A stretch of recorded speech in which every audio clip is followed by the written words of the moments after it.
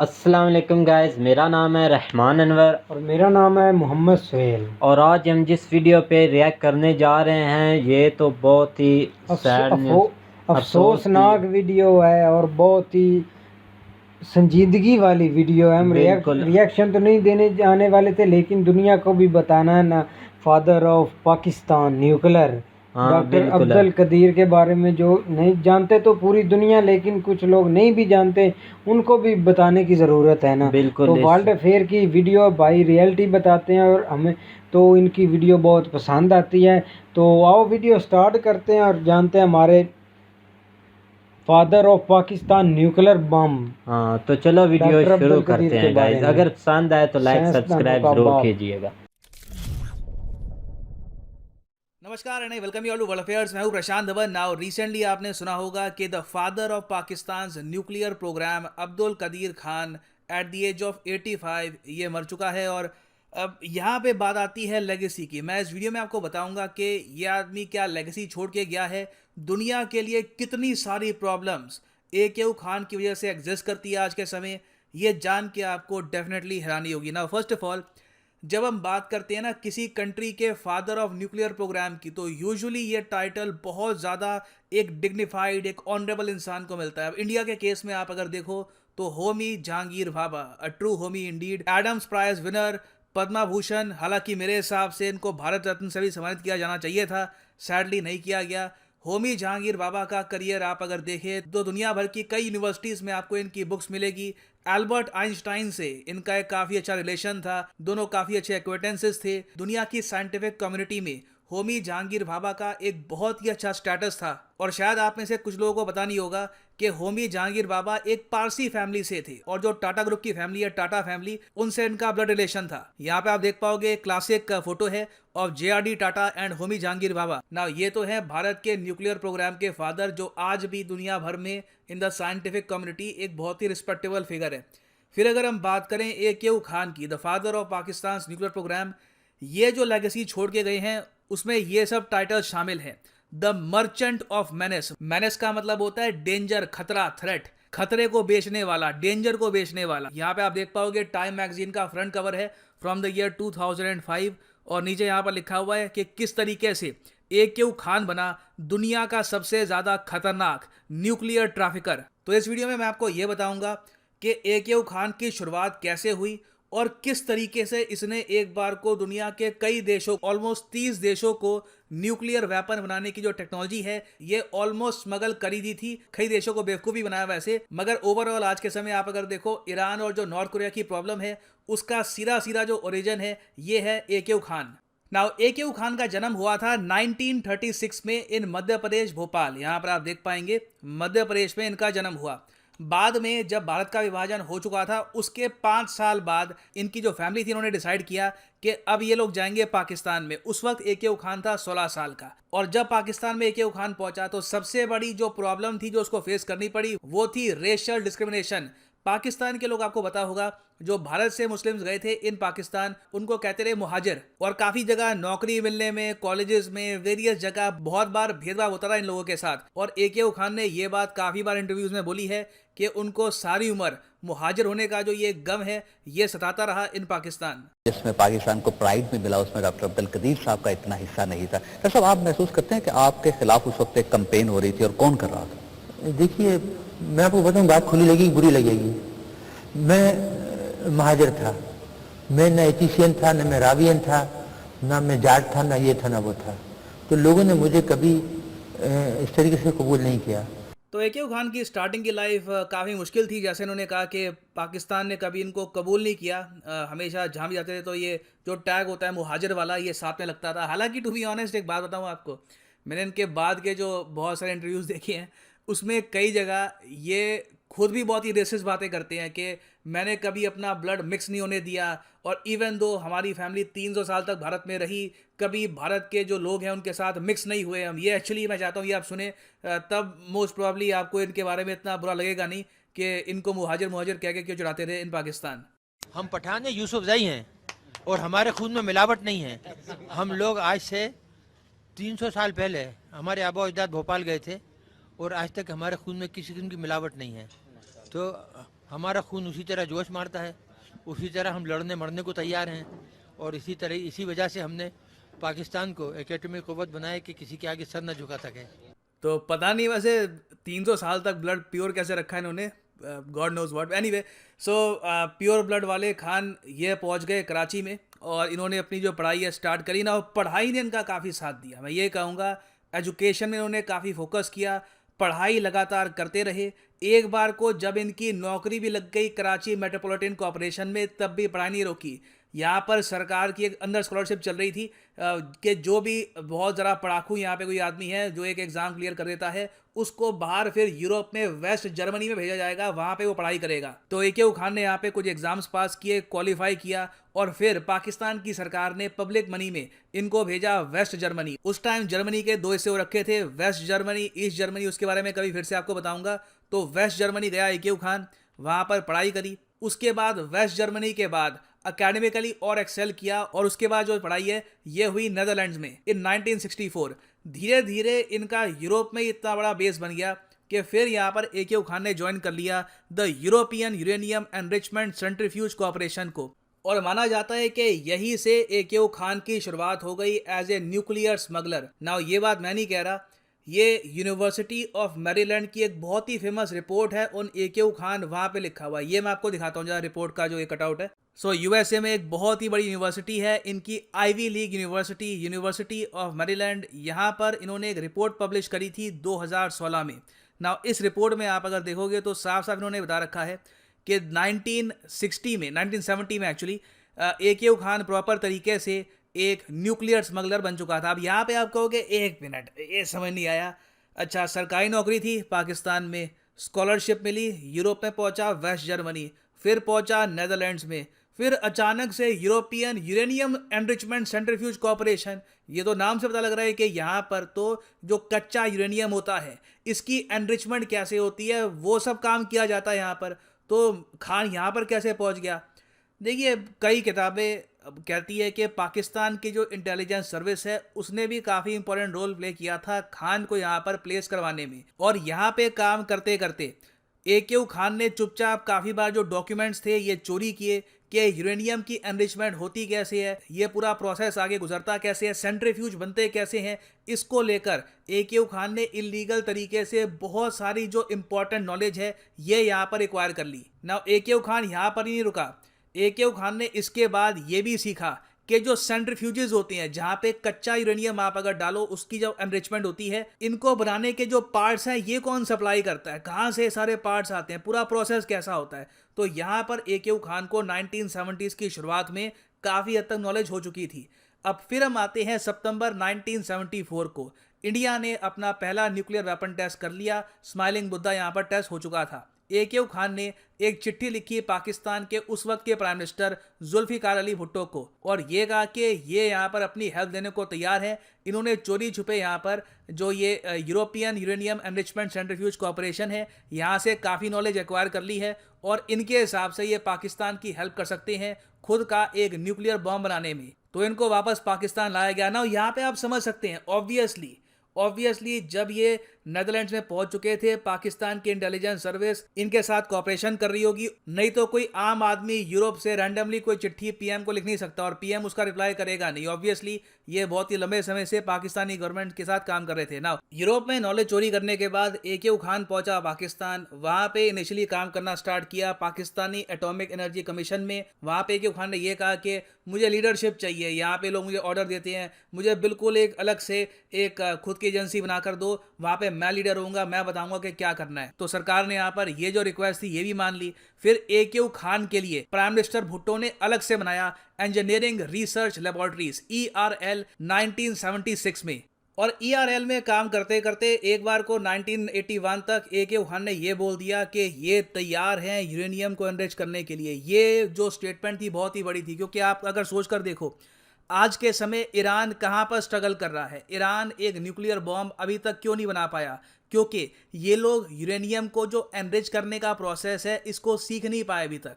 पाकिस्तान ने कैसे भी करके यूरोप से टेक्नोलॉजी चुराकर AK खान के जरिए ये जो टेक्निक है ये एक्वायर कर ली थी। यही गेम चेंजर था।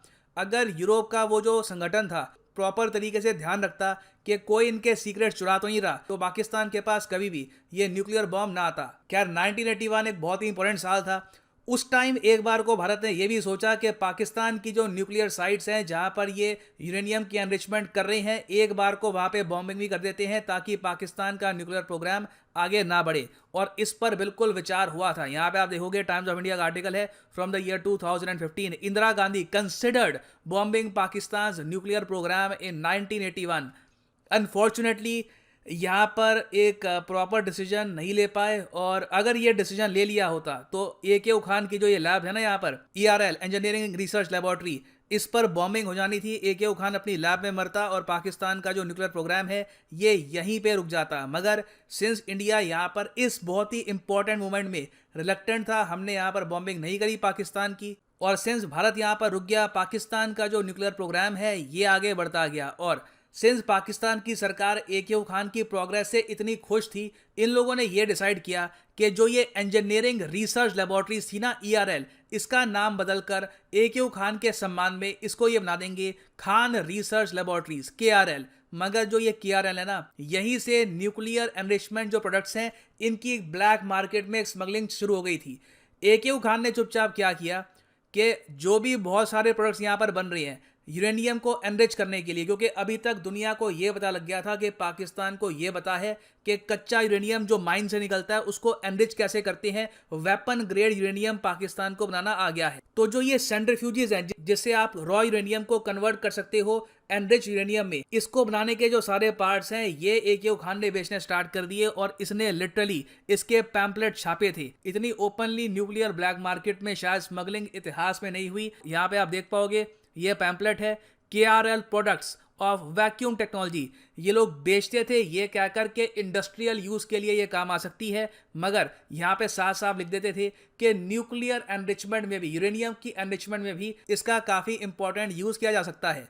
तो इस तरीके से पाकिस्तान ने ईरान को, उसके अलावा कई और कंट्रीज़ को, टोटल बताया जाता है कि 30 कंट्रीज़ को बहुत सारे जो ये प्रोडक्ट्स हैं ये बेच दिए। हाँ, अब फिर उन कंट्रीज़ की सरदर्दी थी कि आप यूरेनियम कहाँ से लाओगे एनरिच करने के लिए, बाकी के बहुत सारे जो और कंपोनेंट्स हैं न्यूक्लियर बॉम्ब बनाने के लिए वो कहाँ से लाओगे, मिसाइल आपको अगर बनाना है तो मिसाइल कैसे बनाओगे। तो ये सब सरदर्दी उनकी थी, मगर AK खान ने बहुत सी कंट्रीज़ को यूरेनियम एनरिच कैसे करना है इसकी जानकारी प्रोवाइड कर दी थी। नाउ यहाँ पर आप पूछ सकते हैं, अच्छा अगर AK खान ने टेक्नोलॉजी बेची थी सेंट्रीफ्यूजेस की ईरान को, तो ईरान आज तक सेंट्रीफ्यूज की टेक्नोलॉजी में स्ट्रगल क्यों कर रहा है, ये आज तक प्रॉपर तरीके से यूरेनियम को एनरिच कैसे करते हैं ये सीख क्यों नहीं पाए। इसका रीज़न यहाँ पर यही है कि AK खान ने काफ़ी जगह कई कंट्रीज़ को बेवकूफ़ भी बनाया था। जो प्रोडक्ट्स उनको बेचे, जो टेक्नोलॉजी बेची वो सब स्टैंडर्ड थी, क्योंकि इंटरनेशनली जो ये प्रोडक्ट्स थे ना इन पे लगा हुआ था बैन। तो AK खान काफ़ी बार इम्प्रोवाइज करके या फिर गलत जो इक्विपमेंट है वो यूज़ करके जो सेंट्रीफ्यूजेस के पार्ट है ये बनाता था, और फिर ये एक्सपोर्ट करता रहा क्या करके, हाँ इसको इस्तेमाल करोगे ना आप तो आप यहाँ पे यूरेनियम को कर सकते हो एनरिच। तो ईरान ने मिलियंस ऑफ डॉलर्स की टेक्नोलॉजी खरीदी तो सही, मगर उसका ज़्यादा कुछ यूज़ ईरान को मिला नहीं। सेम केस यहाँ पे हुआ नॉर्थ कोरिया के साथ। नॉर्थ कोरिया के साथ तो देखो पाकिस्तान ने एक प्रॉपर डील करी थी, लिखा भी है रिपोर्ट में भी आपको दिखाऊंगा। नॉर्थ कोरिया के साथ ये थी कि नॉर्थ कोरिया अपनी जो मिसाइल टेक्नोलॉजी है ये प्रोवाइड करेगा पाकिस्तान को, पाकिस्तान उसके बदले में, AK खान उसके बदले में जो यूरेनियम एनरिचमेंट टेक्नोलॉजी है ये प्रोवाइड करेगा नॉर्थ कोरिया को। यहाँ पे आप देखोगे लिखा है Khan brokered A deal with north Korea for intermediate range liquid fuel ballistic missile, और इस मिसाइल का नाम था नो डोंग मिसाइल। ये मिसाइल प्रोवाइड किया नॉर्थ कोरिया ने पाकिस्तान को। पाकिस्तान की जो मिसाइल टेक्नोलॉजी है इसी से बिल्ड हुई, और इसके बदले में नॉर्थ कोरिया को पाकिस्तान ने प्रोवाइड कर दिए secrets to enrich uranium. North Korea आप अगर देखो तो वैसे काफ़ी हद तक आगे था ईरान से न्यूक्लियर टेक्नोलॉजी के मामले में, तो इवन दो पाकिस्तान से इनको जो प्रोडक्ट्स मिले काफ़ी हद तक सब स्टैंडर्ड थे, फिर भी इन्होंने यहाँ पर इन द फ्यूचर काफ़ी हद तक प्रोग्रेस करी और इवेंचुअली अपना न्यूक्लियर बॉम्ब बना ही दिया। तो चोरी की नॉलेज जो यूरोप से आई थी वो दुनिया भर में इस तरीके से बांटी जा रही थी, दुनिया के बड़े कंट्रीज सोते रहे। फिर जाकर 2003 में USA ने एक रिपोर्ट शेयर करी पाकिस्तान की सरकार के साथ कि तुम्हारा जो फादर ऑफ न्यूक्लियर प्रोग्राम है ये तो ये सब काम कर रहा है। उस वक्त जनरल मुशर्रफ संभाले थे पाकिस्तान को, उन्होंने रिपोर्ट पढ़ी, उन्होंने कहा कि अच्छा ये सब हो रहा है। ऑब्वियसली मुशर्रफ को इसके बारे में पता था, मगर मैं यहाँ पर यह कहूँगा कि और कोई देश होता तो यूएसए सीधा सीधा सैंक्शंस इम्पोज करता, उस कंट्री को डिस्ट्रॉय कर देता, मगर पाकिस्तान की उस टाइम नीड थी क्योंकि यूएसए की वॉर ऑन टेरर चल रही थी अफगानिस्तान में। तो पाकिस्तान को यूएसए ने सिंपली ये कहा कि AQ खान को अरेस्ट कर लो। पाकिस्तान ने भी कहा कि चलो जेल में नहीं डालेंगे, हाउस अरेस्ट कर लेते हैं। तो कई सालों तक 2005 से लेकर 2009 तक AQ खान हाउस अरेस्ट में रहा और फिर जाके 2009 में पाकिस्तान ने रिलीज किया AQ खान को ये कहकर कि जो भी पुरानी अफेयर्स थे वो सब खत्म हो चुके हैं। अब आज के समय आप अगर देखो तो पुरानी जो भी सारी चीज़ें थी ये सारी हिस्ट्री भुलाकर पाकिस्तान में AQ खान को याद किया जाता है एज ए नेशनल हीरो। तो यही यहाँ पर लेगेसी है AQ खान की। अगर आप देखते हैं कि नॉर्थ कोरिया में कई लोग हैं भूखे हैं, भूख के मारे मर रहे हैं, सफ़र कर रहे हैं। यूएसए या बाकी कुछ countries, even south Korea militarily north Korea के अगेंस्ट कुछ कर नहीं सकती। उसका एक बड़ा रीज़न यही है कि उनके पास न्यूक्लियर वेपन्स हैं, जहाँ पर कहीं ना कहीं पाकिस्तान का भी रोल था। तो सिंपली यहाँ पर मैं यही कहूँगा कि AQ खान की इन दी एंड जो लेगेसी है वो है एक मर्चेंट ऑफ मेनेस की, और इसी तरीके से हिस्ट्री भी इसको याद रखेगी। और फाइनली यहाँ पर मैं ये भी ऐड कर दूं कि अगर आप लाइव तो गाइस जैसा कि आप वीडियो देख रहे थे तो वीडियो में भाई ने जो इन्फॉर्मेशन दी है वो तो बहुत ही अच्छी थी। मतलब कि उन्होंने अच्छी जो कहाँ थी कि यार मतलब कि एक बंदे के बारे में वो फुल डिटेल से बता रहे हैं। मेरे कहने का ये मतलब है, मैं ये नहीं कह रहा भाई कि वो बुराई कर रहे हैं या कुछ कर रहे हैं। Father of nuclear AQ Khan भाई आज वो शहीद हो गए। हम तो शहीद ही बोलेंगे, आप तो नहीं बोलते शहीद, हम तो शहीद बोलते हैं। भाई पाकिस्तान को सबसे ज़्यादा अफसोस हुआ है और हम एक ऐसी कौम में फरमोश हैं, हम आज ये मानते हैं हमने उनको आसान फरमोश हैं, हम उनको इतनी नहीं दे सकते, मतलब नहीं फ्यूलसिटी दी हमने उनको कि आप उनको जो उन्होंने काम पाकिस्तान के लिए किया है। आज हमारा भी वही हाल होना था। अफ़गानिस्तान वाला, ईरान वाला वो न्यूक्लियर पावर नहीं है ना, तो अमेरिका उनको धमकियां देता है, हमें भी ऐसी धमकियां इंडिया वालों ने भी देनी थी जिसकी आप वीडियो देख रहे हैं। इन्होंने हमें धमकियां भी देनी थी, इसराइल ने भी देनी थी। तो भाई इसने हमें पावरफुल बनाया है, न्यूक्लियर बनाया है। अब हम इसके सर पर ही उड़ रहे हैं, मंडरा रहे हैं। यार बिल्कुल, ये आपने जो बातें आप भी कर रहे हैं मैं ये मानता हूँ कि आपकी बातें ठीक है, लेकिन मैं ये बता रहा हूँ कि जो भाई ने डिटेल दी है वो तो ठीक है, क्योंकि वो तो पैदा होने वाले जो अब्दुल कदीर है ना, डॉक्टर अब्दुल कदीर, वो तो पैदा भी वहाँ इंडिया में हुए, जो कि जिस सिटी का नाम भोपाल शहर है। बिल्कुल ऐसे ही ना कि फिर वो आ गया पाकिस्तान में। उन्होंने पाकिस्तान में मतलब कि उनको जो बुलाया जा रहा है, आप देखें ना कि वो वीडियो में बता रहे हैं, उन्होंने वीडियो में मेरी खुद तो बात बताया है। पाकिस्तान आए थे मैं मानता हूँ, लेकिन यूरोप के बहुत सी सिटी में इन्होंने स्टडी हासिल की है और न्यूक्लियर चोरी तो नहीं किया, कुछ इन्फॉर्मेशन उसने निकाली है उधर से, मतलब आप पढ़ कर भी निकाल सकते हैं। ये तो नहीं चोरी की है आपकी बात मैं समझता हूँ। पहले वो आप सुनाए बात, मैं आपकी बात समझ रहा हूँ कि आप जो अब्रॉड की बात कर रहे हैं मैं उस पर भी आपकी बात आने लगा हूँ कि आपने जो बातें चाहते हैं ना मैं वो बात करता हूँ। लेकिन मैं स्टार्टिंग से बता रहा हूँ कि वो 16 साल की उम्र में पाकिस्तान में आए थे, ठीक है। और जैसा कि वो वीडियो में खुद बता रहे हैं कि वो मेरे जो नाम के साथ माजरीन लगाते हैं, मुझको माजर बोलते हैं, ये वो, और लास्ट में वो जब बोल रहे हैं कि हमारे 300 साल में कोई खून में मिलावट ही नहीं है, तो उसमें वो 2 वीडियो हैं उनमें काफ़ी मतलब कि ना एक फासला है बनने में भी, क्योंकि वो शुरू से जो उन्होंने वीडियो बनाई है ना, जो पहले बोला था कि वो कराची में आए, कराची में उन्होंने एक कंपनी ज्वाइन की जहाँ पर उन्होंने अपनी मेहनत के सर पर गए, वो बाहर गए, मतलब ठीक है। ये मैं आपकी बात मानता हूं। पता नहीं उस वक़्त कैसे रब्ता करते थे, हमें तो इतनी इन्फॉर्मेशन। लेकिन मैं आपको बता रहा हूँ कि ज़ियाउल्लाह भुट्टो, जो भुट्टो था, ज़ियाउल्लाह बोल रहा हूँ, सॉरी, जुल्फ़कार अली भुट्टो था, जो वो उसको हॉलैंड से जब उसने बोला कि मैंने कुछ इन्फॉर्मेशन हासिल कर ली है न्यूक्लियर के बारे में, अब मैं पाकिस्तान को कुछ ना कुछ बना सकता हूं, तो हॉलैंड से जुल्फ़कार अली भुट्टो ने उसे बुलाया था और इधर उन्होंने काम किया था। 1990 में शुरू काम किया था और 1998 में अल्हम्दुलिल्लाह न्यूक्लियर पावर बनकर उभरे थे और काम सब किया। कंट्रियाँ परेशान और हैरान, उनकी नींदें ही हराम हो गई थी कि पाकिस्तान भी न्यूक्लियर पावर बन चुका है और हमें इसने ये दर्जा हासिल किया जो हाँ AK कैसे खान भी से किया, जिसको लेकिन मैं आप बोलते हैं मतलब साइंसदानों का डॉक्टर बाप था। अब्दुल कदीर की बात, मैं ये आपकी बात से ठीक है मान रहा हूँ कि आप ये बोलते हैं कि उन्होंने वहाँ पे जाके कोई चोरी वोरी नहीं की, अपने सर पे अपनी कोशिश के सर पे वो कामयाब हुए हैं, ये बात ठीक है। अब ये है कि ऐसे ही बंदा घुस नहीं सकता, भाई चोरी जो नहीं की यूरोप होगी। वाले थे ना वो बहुत दबाव दे रहे थे कि अगर पाकिस्तान न्यूक्लियर पावर बन गया तो हम क्या करेंगे। तो बिल्कुल ऐसे ऐसे। बात अब हो रही है, कोई भी पाकिस्तान के बारे में हमला करने के बारे में सोच भी नहीं सकता। कईयों ने तो ट्राई भी किया तो मुंह के बल डिगे, मुंह के बल गिरे हैं। बिल्कुल और ऐसे। जो अंग्रेज़ थे ना फॉरेनर, यूरोप ने फुल ट्राई की कि ये ना बने। जुल्फ़िकार अली भुट्टो को धमकियाँ देते कि इसको निकालो, जैसा कि भाई बोल रहे थे कि इनको जेल में भी डाला है। जेल 4 में साल तकरीबन रहे, 2005 से 2009 तक। 10 साल इनको हिडन रखा है, उस पर काम कर रहे थे, जेल में नहीं थे, काम कर रहे थे। और उनको ये इन्फॉर्मेशन देती थी, वो तो जेल में कैसे काम करेंगे। तो जुल्फ़िकार अली भुट्टो ने उनको बताया था अगर हमें घास भी खानी पड़े ना, आप हम पर जितनी ये पाबंदी लगानी है लगा लो, लेकिन हम ये काम कर ही रहेंगे। बिल्कुल ऐसे ही ना कि ये अब हमारे पास जो है ना न्यूक्लियर बम, इसकी हमें बहुत ही फ़ायदा है। आप देख रहे हैं कि हम पर कोई भी अटैक करने की सोच ही नहीं सकता। ये तो अब आपकी हम बातें प्राउड ऑफ ठीक है। से कह सकते हैं कि हम न्यूक्लियर पावर हैं। और इसका सब हम जो है ना, मेरा मतलब कि हम जो भी इसको देते हैं इज्जत, रियलिटी, जो भी हमारे मतलब पाकिस्तान इसका शान कभी नहीं उतार सकती बिल्कुल डॉक्टर ऐसे। अब्दुल कदीर खां। तो हम इज्जत करते हैं, ये तो सब सोशल मीडिया की बातें ही हैं ना, हम उनकी इज्जत नहीं करते। आसान फरमोश है, ऐसा कुछ भी नहीं है।